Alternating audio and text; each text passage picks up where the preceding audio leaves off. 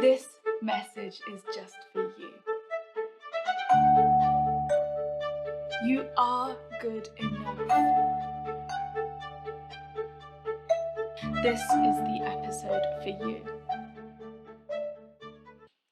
Today, I want to pass on to you a story that I heard in the book Too Soon Old, Too Late Smart by Gordon Livingston.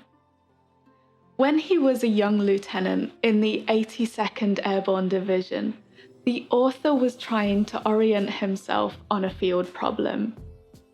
And as he stood, studying his map, his platoon sergeant approached and asked him, "Did you figure out where we are yet?" Well, he replied, "The map says there should be a hill over there, but I don't see it." "Sir," the sergeant said, "if the map doesn't agree with the ground, then the map is wrong." And it made me think, how many of us are trying to force ourselves to follow a map that is just not applicable to our own landscape in the pursuit of our goals? How many of us are following the route that other people swore worked for them, except that their life, their body, their brain is completely different to ours in every imaginable way? So I wanted to ask you today, are you beating yourself up trying to study 3 hours a day when you don't have 3 hours a day to spare? Are you forcing yourself to sit at a desk while all your limbs scream that they don't want to be there? Are you studying last thing at night when you know that you're a morning person, or trying to get up at 5 a.m. when you know that you do your best work when everybody else has gone to bed? How many of us are doing what we think we should do because we've borrowed a map from school, from our workplace, from a friend, when those people aren't even heading to the same destination? How many people are following a route to exam success because someone told them they should when they aren't even trying to take a language exam at the end, when an exam isn't even part of their goal? Or how many people are following a well-trodden path to success in reading and writing when actually what they want more than anything in the world is to be able to speak the things that they care about in their language? And so today I just want to ask you, whose map are you following? Who was it meant for? And what promises is it making about what you find when you get there?